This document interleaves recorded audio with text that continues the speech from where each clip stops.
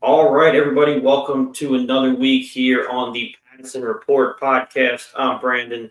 He's Ryan. And first off, you're welcome.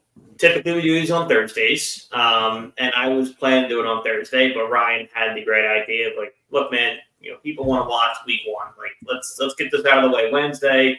Bills played in the afternoon, no football tonight. Uh, so, you know, thank him for being the courteous one and keeping Thursday nights wide open. Trust me, it's going to get wild here. You have that on Thursday, Eagles Friday, Michigan, Texas on Saturday, a full slate on Sunday, Jets and Niners on Monday. I feel like this is the best possible day to do it.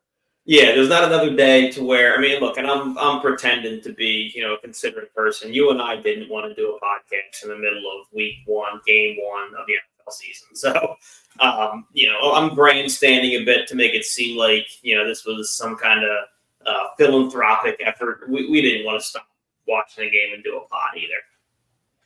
No, it'd be too hard. We'd be very focused on the Chiefs and the Ravens. I was about to say, if it wasn't like a normal Thursday night game, maybe we could pull it off. Yeah, but not week one.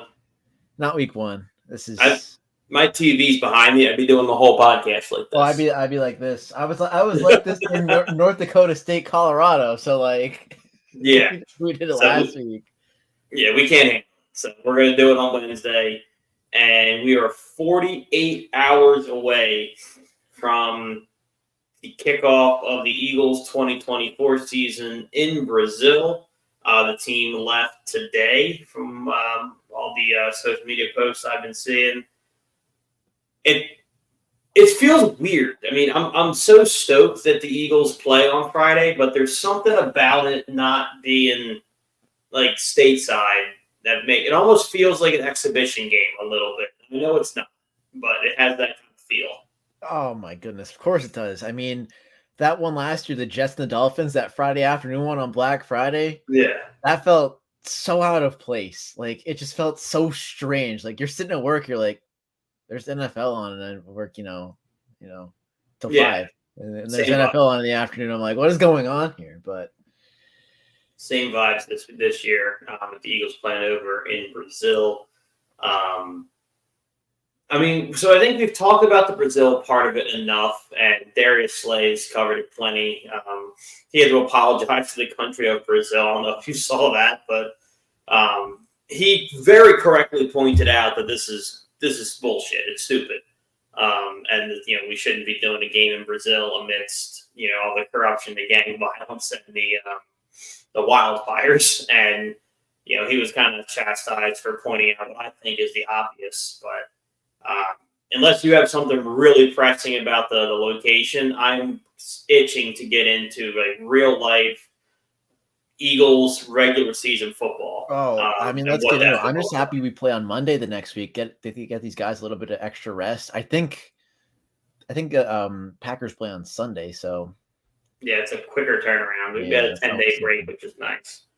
But yeah, so week one storylines for the Eagles. I feel like there's been a couple that have popped up lately.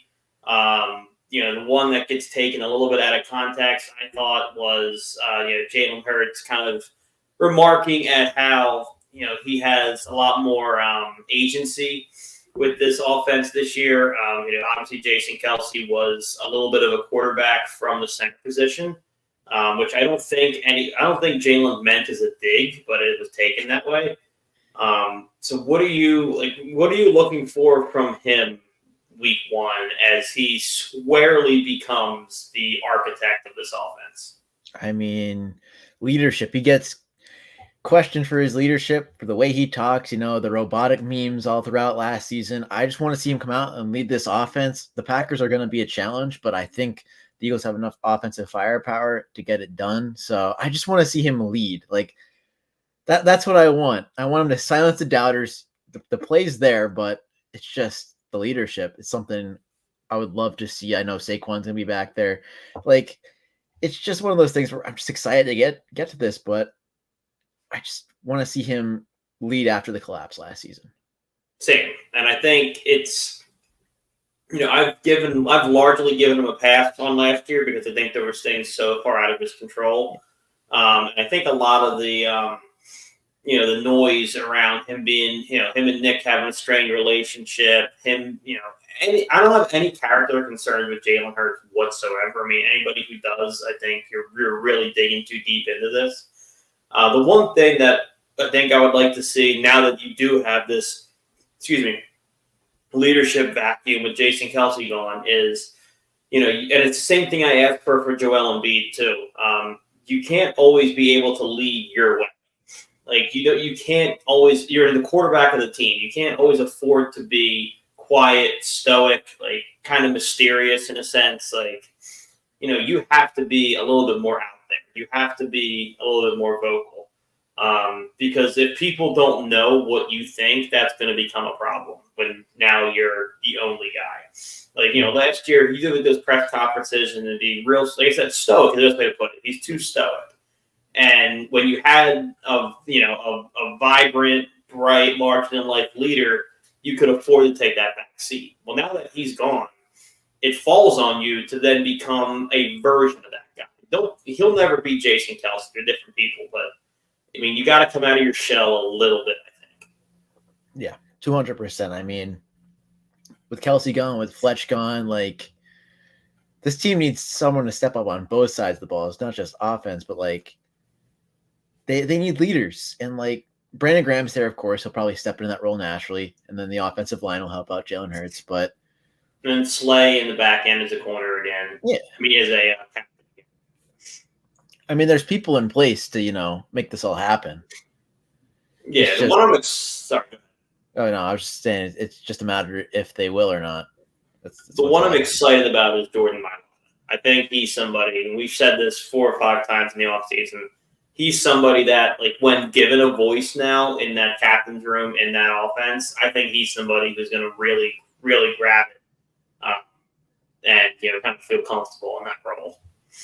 I always state, man, those pipes are crazy, those Christmas albums. They're coming out with another one, by the way. They just announced that, so yeah, exciting stuff. Jason's still on it.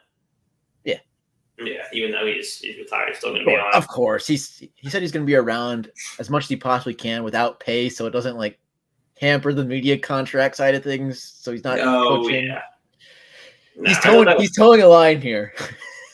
He is, and I mean, I love Jason to death. So I think as much as he can be around the Eagles, the better.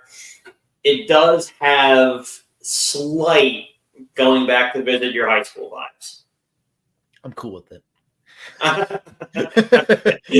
right, that's cool. I'm cool with that. Not visiting your high school vibes. I'm cool with Jason doing what he's doing. Yeah, me too. I think overall it's good. The other one that I wanted to kind of address that came out this week was, I believe it was AJ Brown again. I could be mistaken. It might have been Kellen Moore also, but Jahan Dotson apparently is going to have a big role on this team from the jump. Is that something where you maybe expected them to, slowly start to integrate him? Or should we be looking for week 1 for him to be an integral part of the offense right out of the gate? I think you got to ease him in here. I mean, it was such a late trade in the preseason. Like, he's got to get some practice reps in. I mean, he'll be out there for sure. Mm-hmm. I just don't think he's going to be a focal point of the offense or anything. I could see like 3 or 4 targets going his way, though.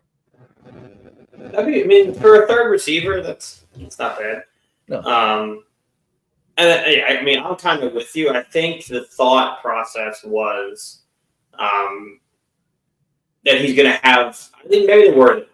Maybe it's more so that he's going to have a lot of opportunities. Not that there's going to be a lot of plays drawn up for him. I think probably you're right. 3 or 4 might be plenty. Mm-hmm. But there's going to be moments where they get up from the line and you're going to see a nickel who's typically used to playing inside having to go outside and follow him. Or you could have a rookie corner on him where he's going to have a lot of favorable matchups. I tend to think. I mean, this is completely a hunch and not based on a single damn thing. I think he could go for like 60 plus Friday. Is kind of what I'm thinking. Bet it as a prop then, because I think you're going to get good odds on that. I've been looking a little bit, but okay, yeah, I think he'll get 60 plus through the air. I don't think he's going to be too much ramp up here. I think he's going to have a couple of chances. Packers are a good team. That's the other thing. Going into this, I knew that they were going to be, they're going to be young. They're going to have a high ceiling. All these things. I thought they were more of like a process. Like I didn't look at the Packers week 1 and go, "Oh shit, it's Green Bay." No. Evidently, I should have because I'm looking around and there's a fair amount of media people taking Green Bay. I've seen some power rankings, albeit for sure clickbait. I think Albert Breer put them out, but I could be mistaken. That had Green Bay ahead of the Eagles. Like, I'm not saying they're right. I'm saying people think Green Bay is better than I think Green Bay is. I mean, they have pieces there, but I just don't like. They need to progress. They're so young, like you said, and it's just, will they or won't they? I mean, Jordan Love's there. He's your franchise quarterback. You have Josh Jacobs in the backfield. He was hurt last season, so I kind of give him a pass. He was really efficient the year before that. I believe he had 2,000 yards from scrimmage in that season. And then you have all the wide receivers. You have Wicks, who stepped up when Christian Watson was out and the other wide receivers were banged up. Jayden Reed did the same thing.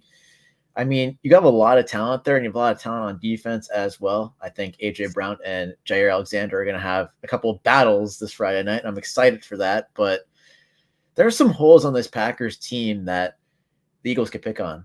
I think Eric Stokes is going to have they're going to go ahead and quit. Not a great night with Devontae Smith on it. So, it's just tough. I think Devontae Smith's going to eat. I was going to bet Devontae Smith to lead the game in receiving yards, but the odds are not that good. So, Vegas is on top of it. But yeah, I mean, I think you're right. It's Green Bay could be so good, and so can Jordan. Oh, speaking of which, hold on. This is not a week 1 storyline. I don't get your opinion on this.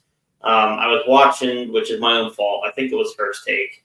And they were talking about how Jordan Love has a dark horse MVP case coming up this season, and I have no issue with Jordan Love. Like I think he's progressed way quicker than people expected him to. It blows my mind that an 8-game sample size for him is plenty to go. This guy's the real deal, MVP candidate, franchise quarterback, the whole 9 yards. Boggles my mind. And then you look across the lines, and Jalen Hurts is coming up on year 3, Super Bowl appearance, all the stats. Led the league and led all quarterbacks in rushing. I believe all 3 years. Don't quote me on that. Lamar might have got him last year, but anyway, he's got the stats, he's got the accolades, he's got all these things, and every year is this finally the year for Jalen Hurts? Does he make the leap this year? This is a big prove-it year for Jalen. What's the double standard? Look, I don't know. I mean, I think it's because Jalen Hurts is classified solely by the tush push at this point. I honestly think that's what it is. I mean, you ask people Jalen Hurts in relative NFL circles, and they'll just say tush push. Like it's what he's known for. He could air it out. I mean, I don't think people realize how good his Super Bowl was. It was just that one play that just kind of felt like it threw everything off. I believe it was the fumble. Yeah, but he went toe-to-toe with Patrick Mahomes the whole game.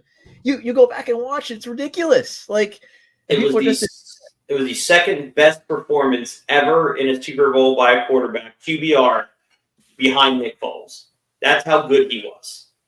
He was great. I mean, it's ridiculous. And I know he didn't show much that last season, but kind of lost their vibe. And, the offensive coordinator, I don't want to get into this anymore. We've had a whole off season about talking about the coordinators. But it's just one of those things where I think Jalen Hurts is underrated. And I see a couple of quarterback rankings, and I see him at 15, 16 saying he's not good. And I don't think that's the case. I mean, sure, you could put him behind the people like Joe Burrow, even though he's hurt. You have Josh Allen, Lamar, Patrick Mahomes, of course, those guys, it's okay, we're here. But when you start putting them behind the next tier quarterbacks, after that, I've seen places where Jordan Love was ranked above him. That's where it starts to get a little shaky for me. I respect like having one or two guys above in that tier. Like if you really like Justin Herbert and what he's put on tape, and the coaching staff doesn't do him the right thing, like I think they're right here. It's one of those things where opinion comes into it a lot, and sure, Hurts leaves a little bit to be desired as a passer, but like it's there. It's there. We've seen it. It's there. So hopefully Kellen Moore helps unlock this offense, and Saquon is going to be a gigantic help for Jalen Hurts. And we'll see what we have at quarterback, but I think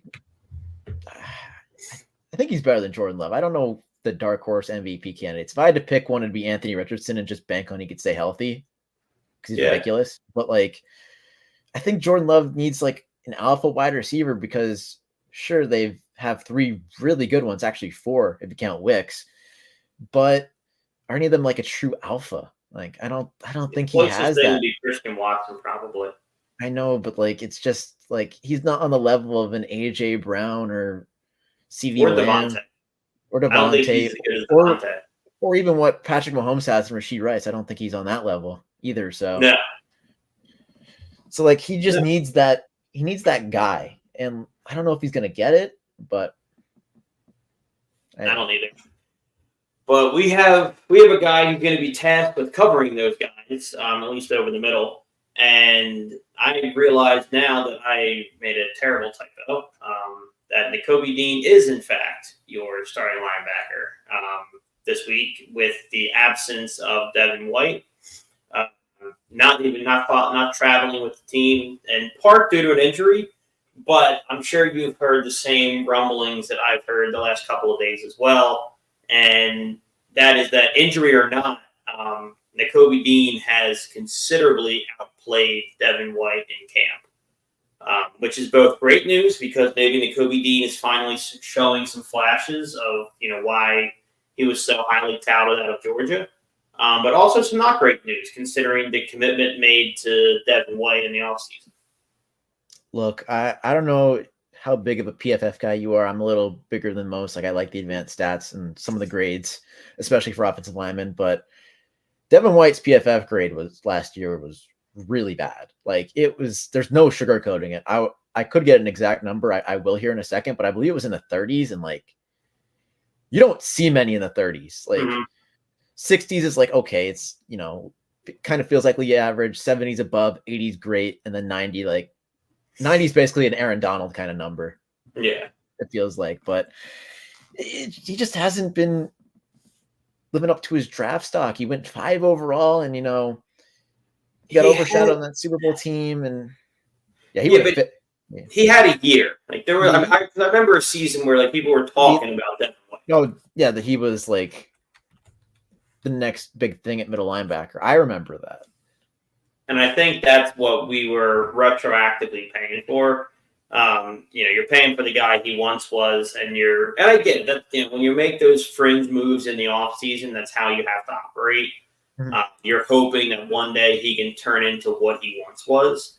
But this wasn't like a fringe move or fringe money. I mean, he was cool. He was, recruited. I guess recruit is the right word, but the Eagles made a commitment that we thought he was going to be a difference maker on this football team, and went after him and paid him accordingly. So you would like to have him be a part of this team. It's just I don't know, man. I'm looking back through his PFF grades in his career, and nothing over 55, like ever.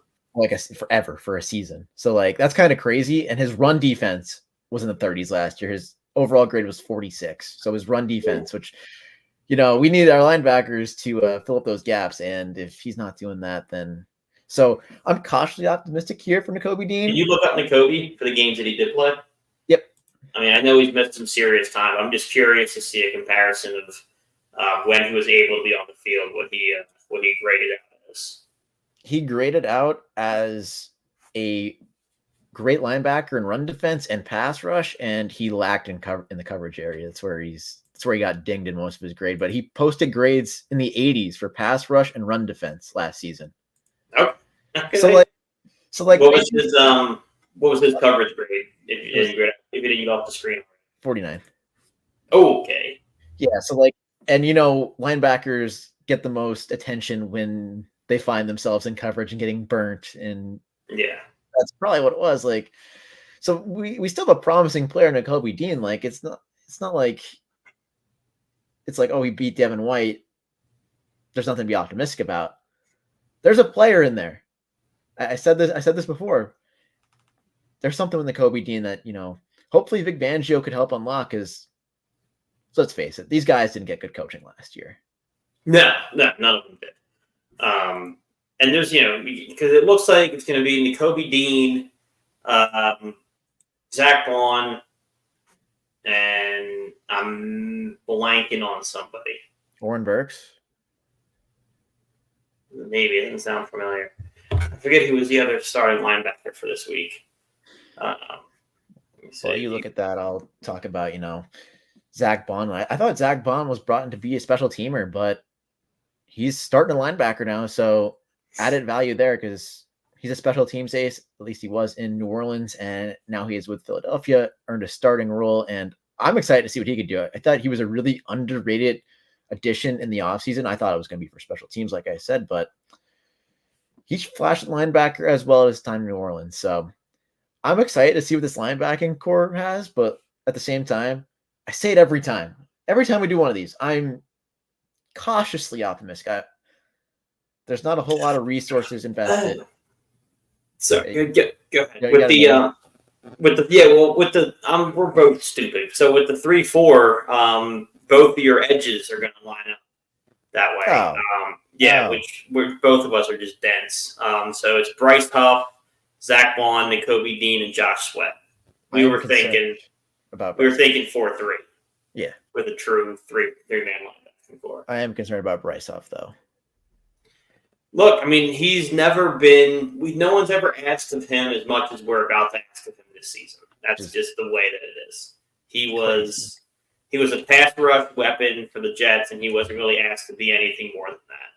He's going to have to be an every down guy in Philly for this to remotely have a chance at working. The only saving grace in my head is that the guys, I think Josh Sweat is a good vet who maybe turned himself into a really good edge rusher.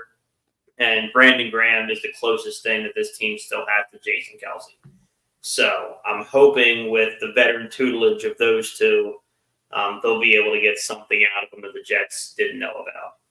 Yeah, I hope so. I mean, the Hassan Reddick thing, of course, Reddick's going to play now, but that was the whole mess for the Jets as well. Like, I'm glad we got draft compensation, but at the same time, like, it feels like kind of a downgrade. Oh, for him to Reddick? For sure. Yeah, at least what he brought, overall. I mean, if you look at the pass rush grades, because I'm on PFF, so why not pull it up? I got to find Bryce Huff. He was 11th overall graded, and he was, behind the big names like Aiden Hutchinson, TJ Watt, Nick Bosa, Micah Parsons, Myles Garrett. They were all at the top. Of course they were, But then that next tier of guys like Joshua Hines Allen, Khalil Mack, who had a fantastic year last year, Alex Highsmith, Bradley Chubb, like those guys, Max Crosby's above. So, like, he could definitely bring something as a pass rusher. It's just how much he's going to get on the field with this Eagles team early on. Yeah, well, I don't know. I'm sure you saw the clip of Fangio talking about Brandon Graham's workload and asking whether or not he was going to be, like a player coach or like a veteran presence or, what his role is going to be. And you could look at it a couple different ways. Fangio said he's completely healthy. He's ready to go. There's no pitch count on Brandon Graham. We're going to use him, which is great. I think, he can still be a big part of the team. He's still helpful to have on the field and all those things. I think there's something to be said that he's leaning on Brandon Graham more than we thought we were going to have to because of wherever Bryce Huff might be in that development process. Mm-hmm. Yeah, I mean, Nolan Smith as well. You could group him in with that category as well. I mean, we need to see more from him. That playoff game, what he put on tape against the Buccaneers was great. His rookie season was kind of a disappointment, but there's something to build off of. Yeah. I think that's why, if you're Howie, I get it, because, we look at what's going on with Hassan Reddick right now. That was going to be, I know how much, he's from Philly, all these things. That was going to be the same thing here. So Howie saw that coming down the line and took the best deal available to get a little bit younger. But when you go younger, you bank on upside. So he saw the same tape you're talking about where you think it's in there somewhere and you bank on your coaching staff to get it out. I mean, if you're talking sure thing for sure thing, yeah, you want Hassan Reddick here for sure. You know exactly what he is. Mm-hmm. Yeah, it's just tough with this whole edge group. I know you can't necessarily give up on a guy because, we saw it with Brandon Graham. What did it take? A couple of years? I mean, people wanted him out. Wanted him out bad, and then he ended up winning the Super Bowl for us. And playing his whole career here. Yep. And now he's going back to a 3-4. So it's going to be interesting to see how these guys transition. They've been in a 4-3 for God knows how long. It feels like forever at this point. And now they're switching to the 3-4. I feel like that's going to benefit Nolan the most. Yeah. I think this gives him a lot more freedom. Which excites me because, if we could tap into his pass rush and, he gets there as a player, I think this defense could take the next step. I mean, that goes for all of our young guys. No, but you're right. This defense, I think, has... I think I'm a little bit more high on this defense than most. I think our floor is really a top 15 defense. I think this defense, at its most average, is still a top half of the league defense. That's not taking into account, what if Jordan Davis takes a leap? Although I think he's been really good and gets way too much criticism for what his job is. He's supposed to stop the run and take up room. He's not a sack guy. Anyway. What if he takes a leap? What if Nolan Smith figures it out? Jalen Carter's in year 2. How much better is he going to be? We still don't know what Nakobe Dean is. The upside for those 4 guys is transformational for that defense. I think Jordan Davis, the most pressure is on him. Honestly. Yeah. I'm a little iffy on Jordan Davis. I hope he succeeds. He's a monster against the run, but he just needs to give us a little bit more against the pass. I mean, yeah, I don't think you can accurately, and this year's going to be different because the lines look different. I just don't think you can actively judge him on his sack numbers. I think he is somebody who you have to live and die by the tape. If he's able to collapse the middle and tighten up the pocket to let other guys on the edge, get home, I think that's what I want Jordan Davis to do. He's not going to be Aaron Donald where he's a force inside and, creating his own sacks. He's never going to be Fletch. He's a different body type. But if he can collapse that pocket and then let other guys win, I think that's his job, in my opinion.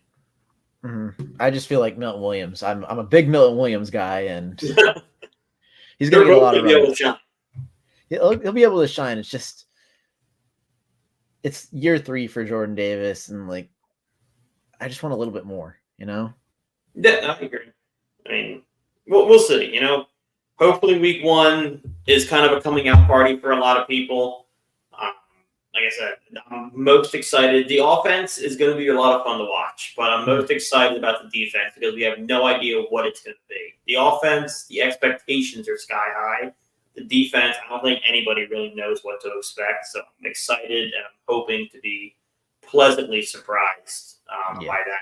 But I hope Jalen Carter could refine that early season form. He will. I think he will too. I think it's just a disaster in Philadelphia, and that's what you could chalk it up to. But man, he was incredible. If he would have had that pick, what was it against? Was that against the Chiefs where he dove under the line? Yeah. Oh man, he can do stuff that other people most just can't. He's so athletic at D tackle. It's crazy that he fell to us. I understand why. Why he fell to us. It's very clear why. It wasn't the talent, but hey, he's here now. He's by all accounts been a pretty good teammate. We have 30 seconds left. Real quick, what's your score? 27-24 Eagles. I think it's going to be close. Really think it's that close? I think it's that close. I think the Packers are going to come out, give us their best. I'm going 28-14. I like it. I like your score better than mine, but I feel like the Packers, everything's there. Like they started to click at the end, And now they have all the guys healthy, the receiver core at the same time. If they could figure that out, I think it's gonna be a really fun back and forth. Oh, we'll find out who was closer. But until then, Eagles football is back. NFL football is back. Everybody, there's a great, before we sign off, Big Cat has an awesome football Sundays rant. Look it up on Twitter, YouTube, whatever. Big Cat Sunday football rant. There's only so many Sundays left. There's a finite amount of football, and we get to watch in our lifetime. Don't waste it. Watch the Thursday game. Watch the Friday game. The full Saturday slate, college football, and the Sunday slate, and tune back in for Monday Night Football. It's finally back, and I couldn't be more excited. Yeah, we're getting spoiled a good game, so it's going to be a great weekend. So until next week, I'm Brandon. He's Ryan. Watch some football.